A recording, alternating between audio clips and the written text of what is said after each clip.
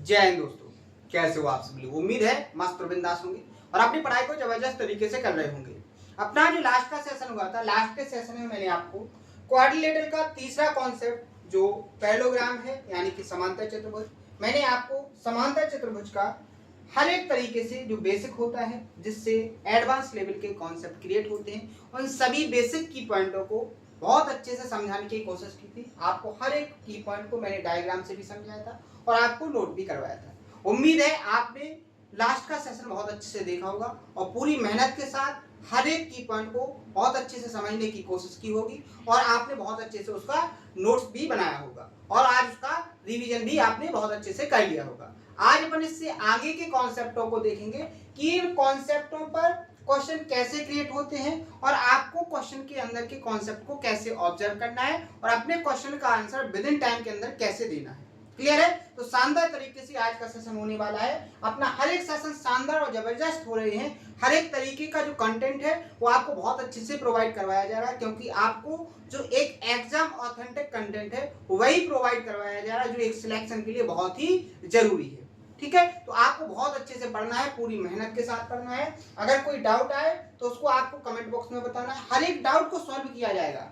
आपका चाहे छोटा डाउट हो या बड़ा डाउट हो, कोई भी डाउट हो, आपके हर एक डाउट को सॉल्व किया जाएगा। मैं आपको हर एक सेशन के अंदर बोलता हूं कि आपका डाउट हो उसको पूछने की कोशिश जरूर करो।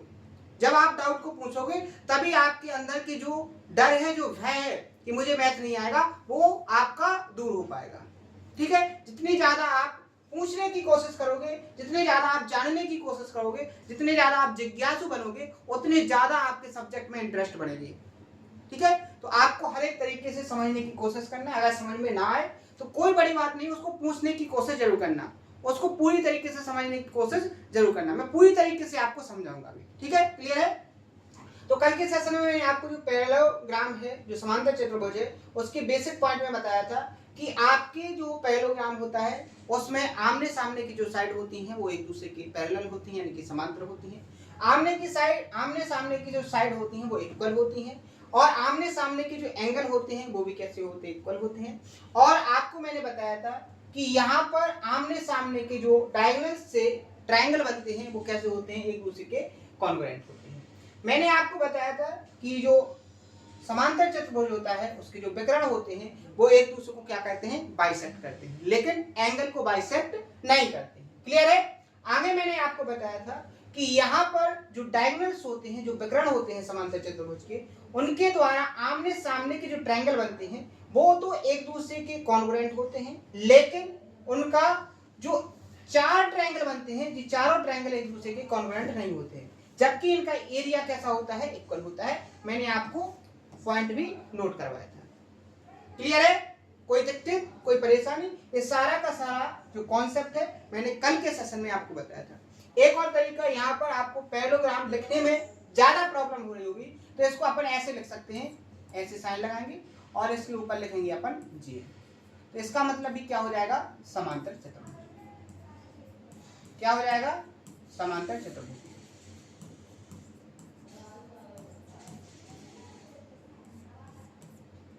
क्लियर है? यहां तक किसी को कोई डाउट नहीं होना चाहिए। अब अपन बढ़ेंगे नेक्स्ट कॉन्सेप्ट पर। बहुत ही इंपॉर्टेंट कॉन्सेप्ट है। यहां से इन कॉन्सेप्टों से एग्जाम में क्वेश्चन आपको देखने को मिलेंगे, तो प्रॉपर तरीके से सबसे पहले अपन को कॉन्सेप्ट को समझना है। तो कॉन्सेप्ट को समझने के लिए सबसे जो बेस्ट तरीका है वो तरीका क्या होता है कि आप सबसे पहले कॉन्सेप्ट को डायग्राम से समझो, उसके बाद क्या करो, उसका प्रूफ समझो और उसकी कॉन्सेप्चुअली क्लियरिटी जो होती है उसको क्लियर करो। तो मैंने आपके सामने एक समांतर चतुर्भुज बनाया। समांतर चतुर्भुज में ये ए वर्टेक्स हो गया, इसका ए वाला बी वर्टेक्स हो गया और ये आपका सी वर्टेक्स और ये हो गया आपका डी वर्टेक्स। क्लियर है? अब यहाँ पर जो इसकी साइड है उन साइड की बात करेंगे। अगर आपकी ए बी साइड स्मॉल ए है तो सी डी भी क्या होगी, आपकी स्मॉल साइड ए, और जो बी सी है अगर ए बी है स्मॉल बी तो आपकी ए डी भी क्या होगी, स्मॉल बी, क्योंकि समांतर चतुर्भुज में आपका क्या होता है, आमने सामने की जो साइड्स होती हैं वो कैसे होती है, इक्वल होती है। क्लियर है? यहां तक किसी को कोई डाउट नहीं होना चाहिए। आगे देखो, मैंने अगर यहाँ जो एंगल है, अगर एक थीटा है, क्या है, थीटा है, तो आपका ये वाला जो बी वर्टेक्स पर एंगल बनेगा ये क्या हो जाएगा, आपका 180 माइनस थीटा। क्लियर है? कोई दिक्कत? कल के सेशन में मैंने इसको एक्सप्लेन किया था कि ये 180 माइनस थीटा कैसे होगा। क्लियर है? आगे बढ़ेंगे तो मैंने ए से सी को मिलाया तो एक डायगोनल बन जाएगा आपका क्या, ए सी। ये जो ए सी है ये मान लो D1 आपका डायगोनल है, क्योंकि ये दो विकर्ण है तो आपका एक हो जाएगा D1, एक हो जाएगा D2। क्लियर है? तो आपको सबसे पहले यहां पर देखना है, सबसे पहले आपको यहां पर देखना है कि इस D1 की लेंथ, अगर एग्जामिनर आपसे पूछता है इस डायगोनल की लेंथ आपसे एग्जामिनर पूछता है तो आप इस डायगोनल की लेंथ को कैसे फाइंड करोगे। तो आपको पता है कि अगर ये राइट एंगल ट्रायंगल यानी कि अगर यहाँ पर 90 डिग्री का एंगल बनता तो आप पाइथागोरस थ्योरम लगा के उसकी वैल्यू को फाइंड कर लेते। लेकिन यहाँ पर आपको क्या दिया गया है, आपको दो साइड दी गई हैं और दोनों साइड को बनाने वाला एंगल दिया गया है और एंगल के सामने वाली साइड आपको फाइंड करनी है। तो इसके लिए मैंने आपको एक कॉन्सेप्ट बताया था, लगभग 80% स्टूडेंट भूल गए हुए उस कॉन्सेप्ट को। मैंने उस कॉन्सेप्ट पर बहुत सारे क्वेश्चन भी प्रैक्टिस करवाए थे, क्योंकि आप लोग क्या करते हो, कॉन्सेप्ट को रिवाइज नहीं करते हो। मैंने आपको एक तो साइन रूल बताया था और एक कोसाइन रूल बताया था, दो रूल आपको बताए थे। मैंने एक से बताया था कि एक से आप एंगल को फाइंड कर सकते हो, एक से आप साइड की लेंथ को फाइंड कर सकते हो। तो यहाँ पर आपको साइड की लेंथ को फाइंड करना है तो यहाँ पर अपन क्या लगाएंगे, कोसाइन रूल। क्या लगाएंगे, कोसाइन रूल। अब जिसने बहुत अच्छे से पढ़ा होगा, जिसने रिवीजन किया होगा, उसको पता होगा कि कोसाइन रूल होता क्या है। अब यहाँ पर एक्सप्लेन करने का कोई टाइम नहीं है।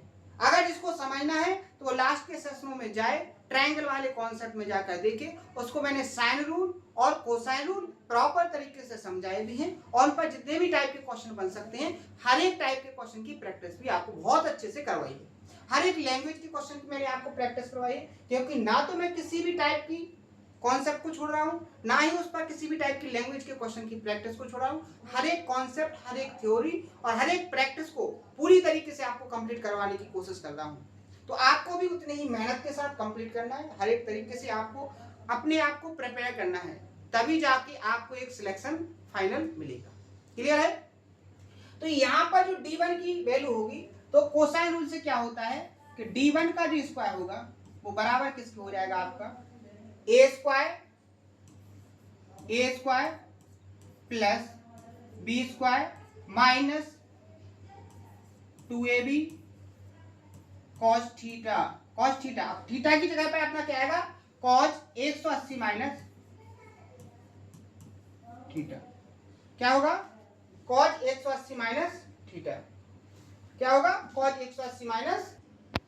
अब देखो, आपने ट्रिग्नोमेट्री में एक कॉन्सेप्ट पढ़ोगे क्या, कि कॉस 180 माइनस थीटा की जो वैल्यू होती है वो माइनस कॉस थीटा होती है। क्या होती है, माइनस कॉस थीटा होती है। जिसको अभी पता नहीं है वो केवल याद रख सकता है, आगे जब मैं आपको ट्रिग्नोमेट्री पढ़ाऊंगा तो प्रॉपर तरीके से आपको एक्सप्लेन करके ही बताऊंगा कि ये कैसी वैल्यू होती है। क्लियर है?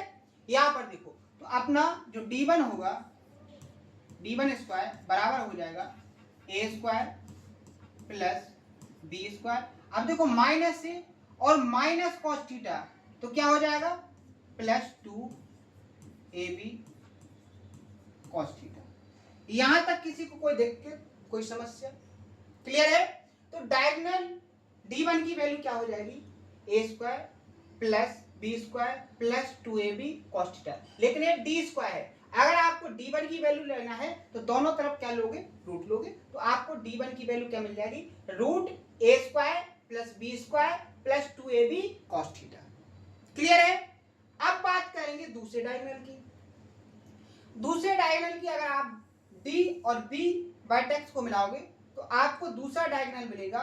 क्या मिलेगा, दूसरा डायगोनल मिलेगा। अगर आपका ये वाला डायगोनल D1 था तो ये वाला डायगोनल आपका क्या हो जाएगा, D2 हो जाएगा। क्लियर है?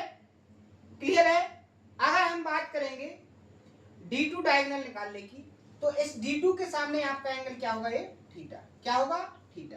तो यहां पर आपका जो D2 हो जाएगा, D2 का स्क्वायर किसके बराबर होगा, आपका a square plus b square, a square plus b square minus 2ab।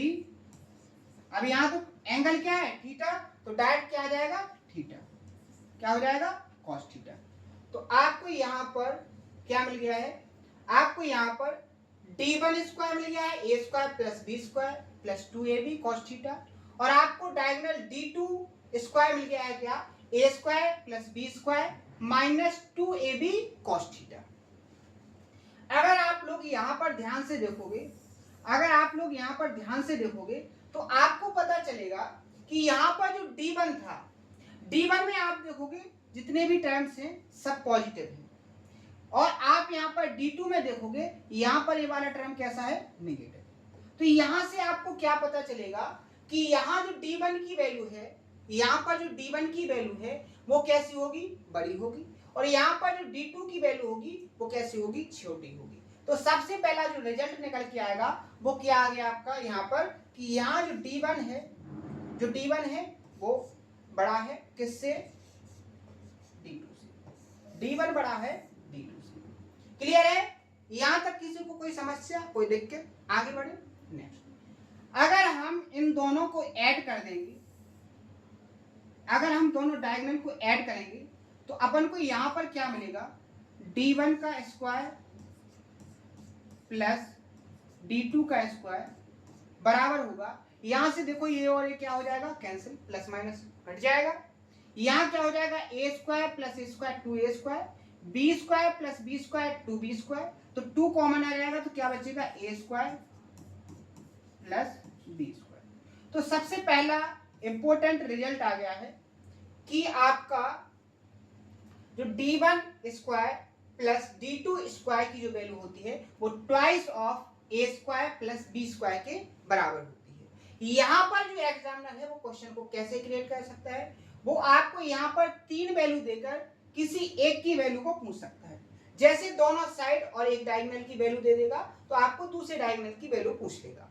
आपको यहाँ पर दोनों डायगोनल और एक साइड की वैल्यू दे देगा, आपसे दूसरी साइड पैरेलल जो आपका पैरेललोग्राम है उसकी साइड को पूछ सकता है।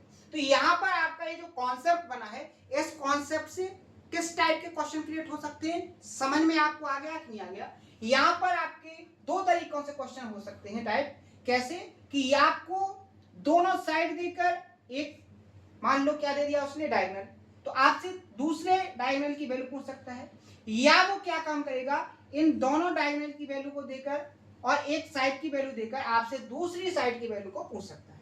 यानी कि 2 तरीकों से यहाँ पर क्वेश्चन क्रिएट हो सकता है। लैंग्वेज में थोड़ा घुमाव फिराव होगा तो उसका टाइप चेंज हो जाएगा, लेकिन कॉन्सेप्ट आपका यही रहेगा। क्लियर है? समझ में आपको आ गया कि नहीं आ गया? समझ में आपको आ गया? तो पहला आपका कॉन्सेप्ट यहाँ पर कंप्लीट हो गया। और इस बात का आपको ध्यान रखना है कि यहाँ पर d1 और d2 एक दूसरे के क्या नहीं होते हैं, बराबर नहीं होते हैं। आपने देखा यहाँ पर कि d1 आपका बड़ा है और d2 आपका कैसा है, छोटा है। ठीक है? क्लियर है? आगे बढ़े नेक्स्ट कॉन्सेप्ट। ये आपका जो पैरेललोग्राम था उसका आपका एक क्या है, ये आपका सेकंड कॉन्सेप्ट हो गया। क्या हो गया? सेकंड कॉन्सेप्ट हो गया। ठीक है? बात करेंगे हम नेक्स्ट कॉन्सेप्ट की, बात करेंगे नेक्स्ट कॉन्सेप्ट की।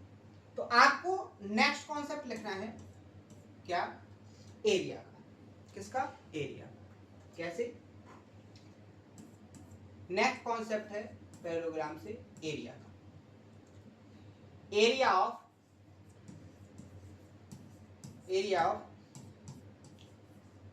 पैरेललोग्राम। समझेंगे कि जो पैरेललोग्राम है, जो समांतर चतुर्भुज है, उसका एरिया क्या होता है, कैसे कॉन्सेप्ट बना है।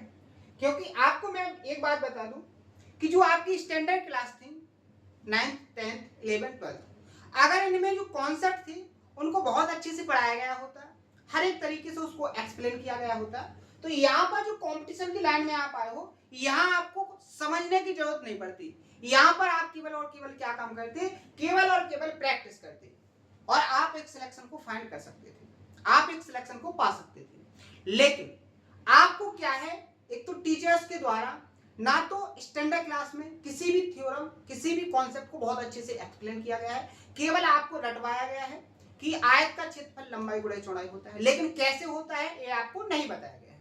ये सबसे बड़ी प्रॉब्लम रही है जो आपका स्टैंडर्ड क्लासेस में जो आपकी पढ़ाई थी, क्योंकि वहां पर आपको सीखने का मौका था कि आप हर एक कॉन्सेप्ट, हर एक थ्योरम को बहुत अच्छे से प्रॉपर तरीके से समझो और उसको ये जानो, उसका प्रूफ जानो कि कैसे ये कॉन्सेप्ट बना है।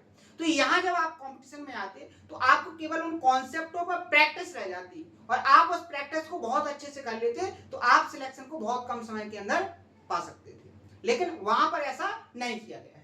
तो आपको यहाँ दो काम करने पड़ रहे हैं, एक तो कॉन्सेप्ट का बिल्कुल बेसिक समझना पड़ रहा है, दूसरा उसका प्रूफ भी समझना पड़ रहा है और फिर उस पर प्रैक्टिस भी करनी पड़ रही है। तो थोड़ा ज्यादा आप पर बोझ बन रहा है, लेकिन कोई दिक्कत नहीं, अपन पूरा का पूरा करेंगे। अगर अपन ने स्टैंडर्ड क्लास में नहीं पढ़ा है तो अपन यहाँ पढ़ेंगे और बहुत बेस्ट करके दिखाएंगे। क्लियर है? तो सबसे पहले अपन देखेंगे डायग्राम को, ध्यान से समझना है, हर एक प्रूफ को समझना है, तभी जाके आपका जो मैथ है स्ट्रॉन्ग होगा। ये आपका ए बाय टेक्स हो गया, ये आपका बी बाय टेक्स हो गया, ये आपका सी बाय टेक्स हो गया, ये आपका डी बाय टेक्स हो गया। क्लियर है? मैंने कल के सेशन में आपको बताया था कि जो पैरेललोग्राम होता है उसके आमने सामने की साइड कैसी होती है? इक्वल। अगर ये स्मॉल ए है तो इसके सामने वाली ये वाली साइड स्मॉल ए होगी, अगर ये स्मॉल बी है तो ये वाली साइड क्या होगी? स्मॉल बी होगी। क्लियर है? आगे देखो, यहां पर आप देखोगे, मैंने आपको बताया था कि अगर आप डायगोनल निकालते हो, समांतर चतुर्भुज का अगर आप डायगोनल खींचते हो तो डायगोनल क्या करता है? समांतर चतुर्भुज को दो इक्वल एरिया के ट्रायंगल में डिवाइड करता है, यानी जो इसका एरिया होगा सेम वही इसका एरिया होगा। क्लियर है? अगर मान लीजिए आपका ये वाला एंगल क्या है? थीटा है, और ये वाला आपका एंगल क्या है? अगर ये थीटा है तो ये क्या हो जाएगा आपका? 180 माइनस थीटा। क्या हो जाएगा? 180 माइनस थीटा। तो सबसे पहले तो अपन एक साइन रूल आपने पढ़ा था कि अगर आपको साइड दी गई है और साइड को बनाने वाला थीटा दिया गया है तो ऐसे ट्रायंगल का जो एरिया होगा वो क्या होता है? ऐसे ट्रायंगल का जो एरिया होता है वो क्या होता है? साइड का मल्टीप्लाई 1/2 साइड का मल्टीप्लाई इनटू साइन थीटा। क्या है? Sign theta. यहां पर आपको पैरेललोग्राम का एरिया फाइंड करना है, तो कॉन्सेप्ट क्या बनेगा? एरिया ऑफ क्या है? पैरेललोग्राम। तो क्या हो जाएगा? यहां पर आप देखो, इस ट्रायंगल का एरिया, इस ट्रायंगल का एरिया पता चल जाए तो आपको किसका एरिया पता चल जाएगा? पैरेललोग्राम यानी कि समांतर चतुर्भुज का। तो आप क्या करोगे? ट्वाइस ऑफ एरिया किसका? चाहे आप ADB लिख लो, चाहे आप DCB लिख लो, कोई भी लिख लो एक ट्रायंगल। तो आपने लिख लिया यहां triangle area of triangle DAB। Clear है? आगे देखो, यहां पर इसका एरिया क्या होगा? 2 तो ये इनटू में आ गया, एरिया ट्रायंगल DAB क्या होगा? 1/2 इनटू साइड क्या हो जाएंगे? A into B into sine theta. यहां 2 से 2 क्या हो जाएगा? कैंसिल। एरिया क्या आ जाएगा? AB sine theta. एरिया क्या आ जाएगा? AB sine theta. एरिया क्या आ जाएगा? AB sine theta. तो यहां पर अपना एरिया निकल के क्या आ गया कि अगर आपको पैरेलल जो ग्राम है, जो समांतर चतुर्भुज है, उसकी दोनों साइड दी गई हैं और आपको एक एंगल दिया गया है, तो आप एरिया फाइंड कर सकते हो दोनों साइड का multiply into sine theta.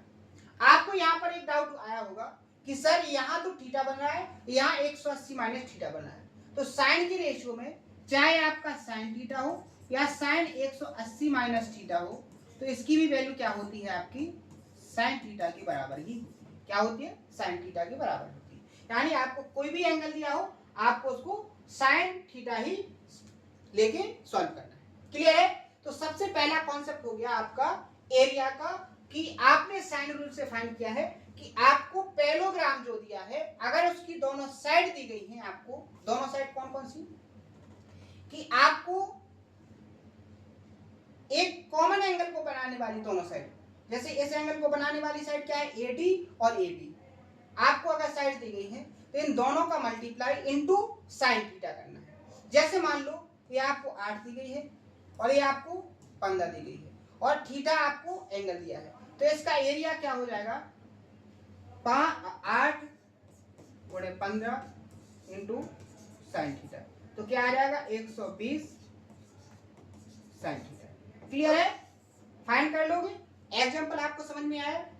Clear है? अब नेक्स्ट कॉन्सेप्ट देखो इसमें, एरिया का दूसरा कॉन्सेप्ट। सबसे पहले डायग्राम,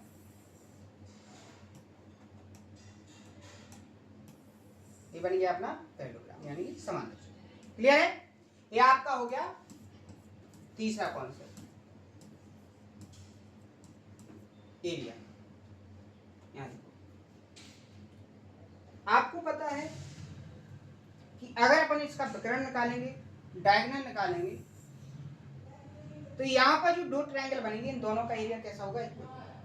बात करेंगे समांतर चतुर्भुज की एरिया की, तो वो क्या हो जाएगा आपका twice of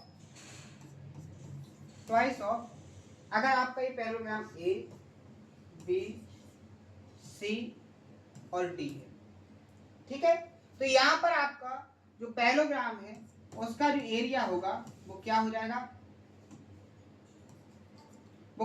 twice of triangle, चाहे आपका डी ए बी हो, चाहे आपका ट्रायंगल डी सी बी हो, डी सी बी। आपने चाहे ट्रायंगल डी सी बी ले लो, चाहे ट्रायंगल ए सी बी ले लो, ए डी ए बी ले लो, कोई भी ले लो, डी ए बी, आपको डी ए बी से सीधा समझ में आ जाएगा।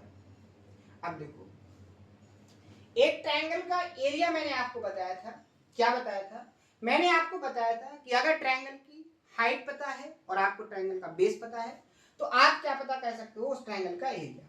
जैसे आपको जो पैरेललोग्राम है इसकी साइड है स्मॉल ए, तो ये भी स्मॉल ए, अगर ये स्मॉल बी तो ये भी आपकी स्मॉल बी। क्लियर है?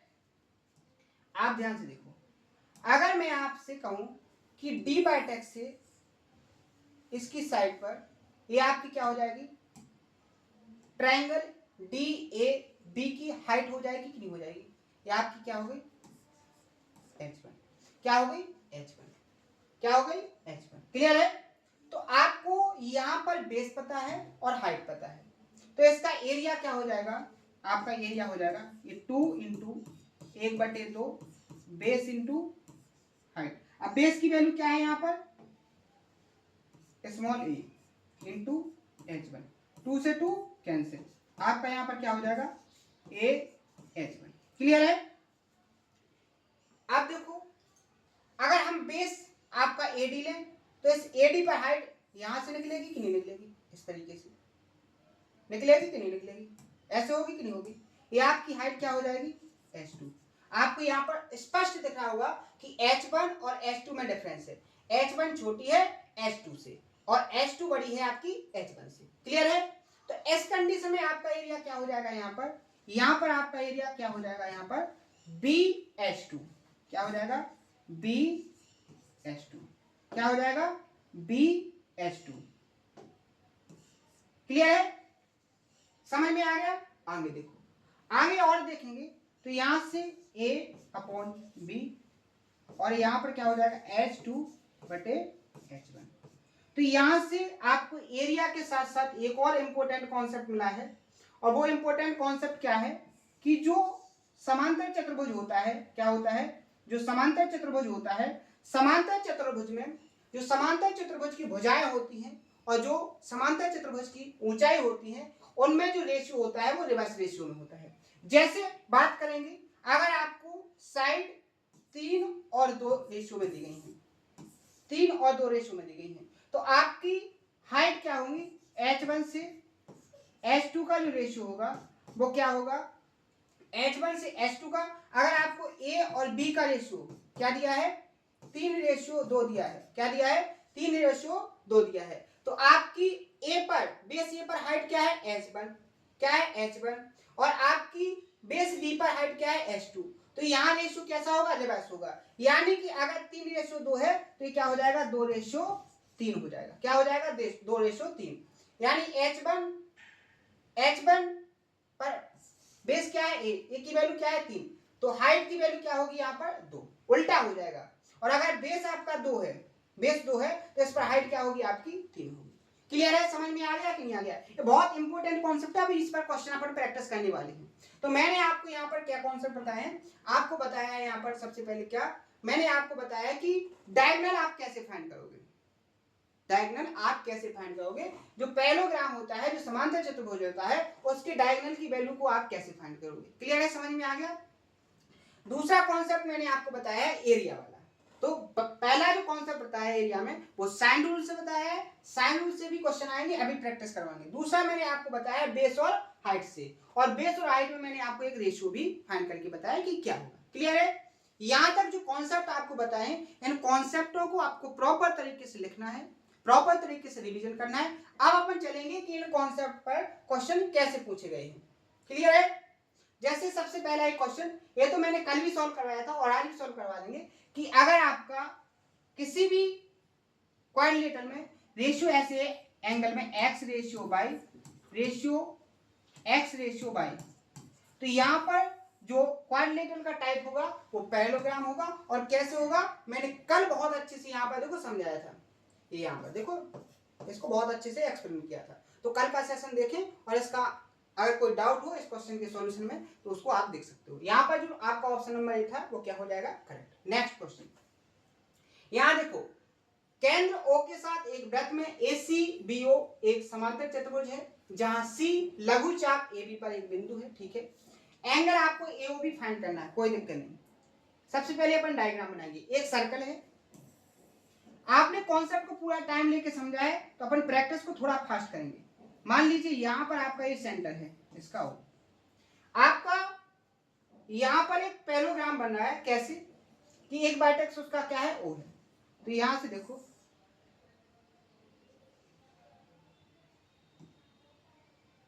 इस तरीके से बहुत अच्छे से डायग्राम बनाएंगे।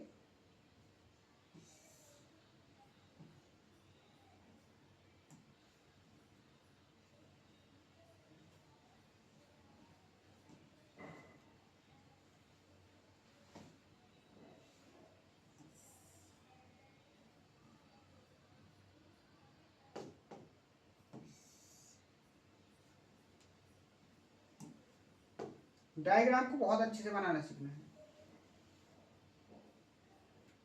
डायग्राम अगर आपका सही बनेगा तभी आप क्वेश्चन को गति दे पाओगे।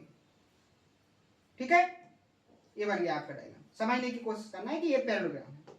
ठीक है, आप यहां पर देखो ये सेंटर से आपकी यहां परिधि तक की सरकम फ्रेंस तक की जो डिस्टेंस होगी वो क्या होगी, इसकी रेडियस सर्कल की।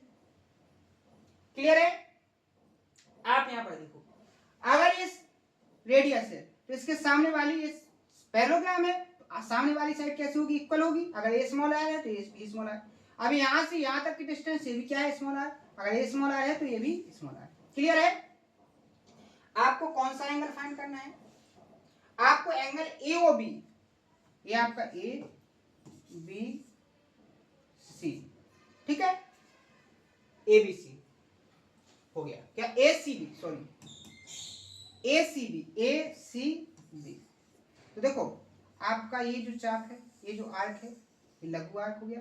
और आपका ये दूसरा जो चाप है, ये वाला, ये क्या हो गया, दीर्घ चाप। तो उसने क्या बोला था कि जो C पॉइंट है वो किस पर है, AB लघु चाप पर है। तो आपका C यहां पर हो जाएगा। इस कंडीशन में आप देखो आपको एंगल कौन से, इस वाले एंगल की वैल्यू को फाइंड करना है। तो सबसे पहले देखो आपने देखा कि यहां जो पैरेललोग्राम बन रहा है इसकी चारों साइड कैसी हैं, इक्वल है। अगर हम इसके O वर्टेक्स से C वर्टेक्स को मिलाएंगे, क्या है, O वर्टेक्स से अगर हम C वर्टेक्स को मिलाएंगे यहां पर ऐसे मिल जाएगा, तो ये भी क्या हो जाएगा, स्मॉल आर। तो यहां देखो एक ट्रायंगल बन गया OAC जिसकी तीनों साइड्स कैसी हैं, इक्वल हैं। तो यहां पर हर एक एंगल कितने डिग्री का हो जाएगा, 60 डिग्री का। ये भी कितने डिग्री का हो जाएगा, 60 डिग्री का। 60 और 60 अगर दोनों ऐड हो जाएंगे कितना हो जाएगा, 120। आपको ये AOB बताना था, तो ऑप्शन नंबर डी यहां पर क्या हो जाएगा, करेक्ट आंसर। समझ में आया, लॉजिक है। अगर आप शानदार तरीके से डायग्राम बनाओगे, बहुत अच्छे से डाटा को डिनोट करोगे, तभी आपका आंसर आएगा। क्लियर है? यहां तक कोई दिक्कत नहीं होना चाहिए आपको। ठीक है, नेक्स्ट क्वेश्चन, यहाँ देखो, एक समांतर चतुर्भुज का आधार इसकी संगत ऊंचाई का दुगना है, संगत ऊंचाई का दुगना है। अगर आपकी ऊंचाई h है तो आपका बेस क्या हो जाएगा 2h। क्लियर है? जैसे संगत ऊंचाई जैसे क्या होती है, देखो यहाँ पर जैसे आपका बेस है तो इस ए बेस की संगत ऊंचाई क्या है h1, तो यहाँ पर अगर ये h1 है तो आपका बेस क्या बोल रहा है वहां पर 2h हो जाएगा, क्या है दुगना है। तो यहाँ पर अगर आपका h क्या है हाइट है तो आपका बेस क्या बनेगा 2h बनेगा।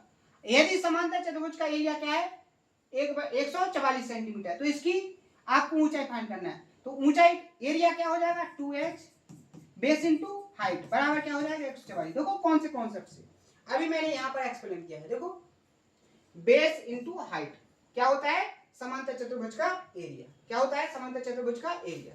तो यहाँ पर आपका क्या हो जाएगा 2 से जैसे आप यहाँ काटोगे तो h स्क्वायर बराबर क्या हो जाएगा यहाँ पर 72, और h की वैल्यू करेंगे तो रूट के अंदर क्या आ जाएगा 36 गुणे 2 72, 36 का रूट से बाहर 6 आ जाएगा तो क्या आ जाएगा 6 रूट 2, h की वैल्यू क्या आ जाएगी 6 रूट 2, यानी ऑप्शन नंबर बी यहाँ पर क्या हो जाएगा करेक्ट आंसर।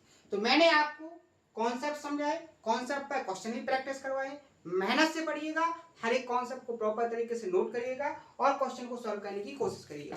यहाँ से आगे अपन कल करेंगे क्योंकि गर्मी बहुत ज्यादा है, तो आपको थोड़ा थोड़ा करके मैं बहुत अच्छा कंटेंट प्रोवाइड करवा रहा हूँ। आपको बहुत मेहनत से पढ़ना है क्योंकि मेहनत से मैं आपके लिए बहुत अच्छे से कंटेंट को प्रोवाइड करने की कोशिश कर रहा हूँ। तो आज के सेशन में अगर कोई डाउट हो तो उसको कमेंट बॉक्स में बताएं और अपने आप को पूरी मेहनत में ढाल दीजिए और बहुत अच्छे से आप प्रिपरेशन कीजिएगा, तभी आपको फाइनल सिलेक्शन मिलेगा। तो आज के लिए इतना ही, मिलते हैं नेक्स्ट सेशन में। थैंक यू, धन्यवाद।